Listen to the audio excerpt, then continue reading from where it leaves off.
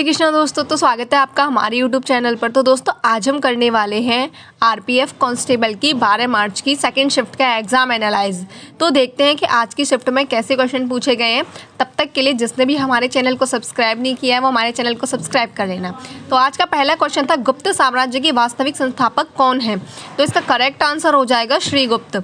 श्रीगुप्त जो है गुप्त साम्राज्य के संस्थापक हैं। इन्हें महाराज की उपाधि धारण की है। श्रीगुप्त के बाद उनका पुत्र घटोत्कच गुप्त वंश का शासक बना। इसके बाद चंद्रगुप्त प्रथम राजा बने, जो गुप्त का सबसे शक्तिशाली शासक था। वैसे वास्तविक संस्थापक जो है वो चंद्रगुप्त प्रथम को कहते हैं। नेक्स्ट क्वेश्चन था, यानिक सिन्नर किस देश के खिलाड़ी हैं? तो इसका करेक्ट आंसर हो जाएगा इटली।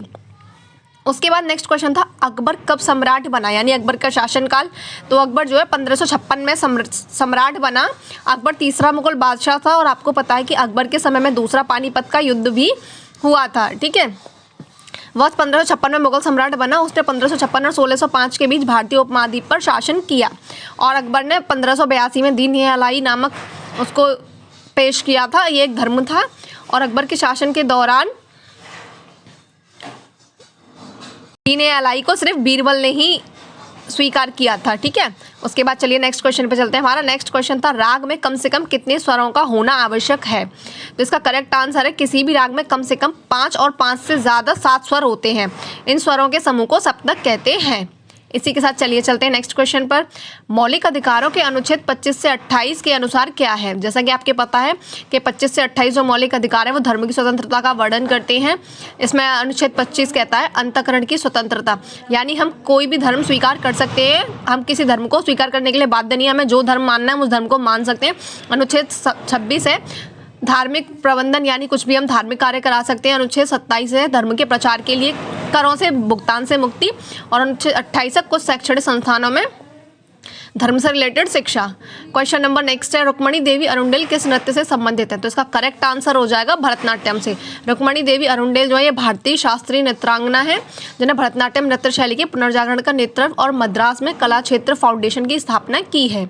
वह एक थियोसोफिटिक भी थी जो एनी बेसेंट से बहुत प्रेरित थी। उन्होंने मद्रास में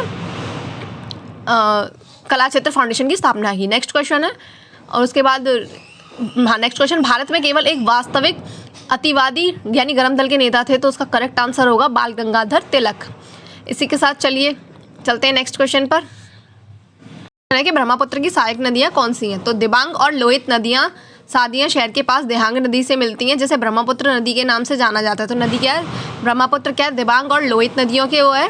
और उसकी सहायक नदियों की बात की जाए तो ब्रह्मपुत्र मुख्य बाईं तट पर सहायक नदियाँ दिबांग और सिकांग और लोहित हैं।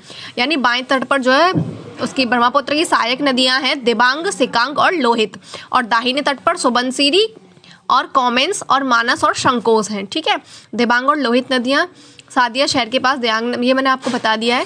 नेक्स्ट क्वेश्चन था इसका, परावर्तक दूरदर्शी की खोज किसने की? तो परावर्तक दूरदर्शी जो है परावर्तक दूरदर्शी सिद्धांत पर हर्षिला ग्रेगोरियो तथा कैसी ग्रेन ने भी परावर्तक दूरदर्शी बनाए हैं। ठीक है, तो इसका करेक्ट आंसर हो जाएगा, यानी कि हर्षिला ग्रेगोरी और कैसी ग्रेन ने भी परावर्तक दूरदर्शी बनाए। कैसी ग्रेन ने जिस नए दूरदर्शी का आविष्कार किया है उसे कैसी ग्रेन दूरदर्शी कहते हैं।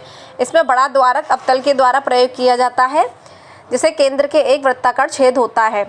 ये पढ़ लेना आप इसके बारे में। ठीक है, ये दिखने में कुछ इस तरीके का होता है, ये नेत्रिका वगैरह होती है। ठीक है, नेक्स्ट क्वेश्चन था, भारतीय रिजर्व बैंक की स्थापना किस प्रावधानों पर की गई थी? तो भारतीय रिजर्व बैंक अधिनियम 1934 के आधार पर की गई थी। इससे रिलेटेड कुछ जानकारी है, जैसे रिजर्व बैंक का केंद्रीय मुख्यालय कोलकाता में स्थापित किया गया था, लेकिन अब स्थायी रूप से यानी 1937 तक तो कोलकाता में था। उसके बाद 1937 से अब तक जो है ये मुंबई में है। केंद्रीय कार्यालय वहाँ स्थान है जहाँ गवर्नर बैठते हैं और नई नीतियाँ बनाई जाती हैं। ठीक है, 1949 में हमारी आरबीआई का राष्ट्रीयकरण हो गया था। ठीक है, उसके बाद नेक्स्ट क्वेश्चन है, अंडमान और निकोबार द्वीप समूह की जनजाति जो आज भी अलग रहती है। तो उसका करेक्ट आंसर है जारवा जनजाति। जारवा जनजाति जो है ये निकोबार समूह की 6 आदिवासी जनजातियों में से एक है। जारवा जनजाति का संबंध नेग्रिटो समुदाय जनजाति से है। वर्तमान में यह जनजाति मध्यम अंडमान के पश्चिमी भाग और दक्षिणी इलाके में रहती है। ठीक है, ये पिछले 55 हज़ार सालों से अस्तित्व में है, लेकिन अब इस जनजाति के केवल 380 लोग ही बचे हैं। अंडमान की जारवा जनजाति हिंद महासागर के टापुओं पर पिछले 55 हज़ार वर्षों से निवास कर रही है। ठीक है। जारवा जनजाति के लोग मूल ओरिजिनिक अफ्रीका महाद्वीप का माना जाता है इनको, यानी मूल ओरिजिन इनके जो अफ्रीका माना जाता है। जारवा जनजाति को विश्व की सबसे पुरानी जनजाति माना जाता है जो अभी भी पाषाण युग में जी रही है।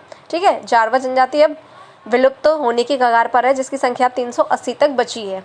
इसी के साथ नेक्स्ट क्वेश्चन था, राज्यपाल के पास कौन सी शक्तियाँ नहीं हैं? तो राज्यपाल के पास राजनीतिक, सैन्य,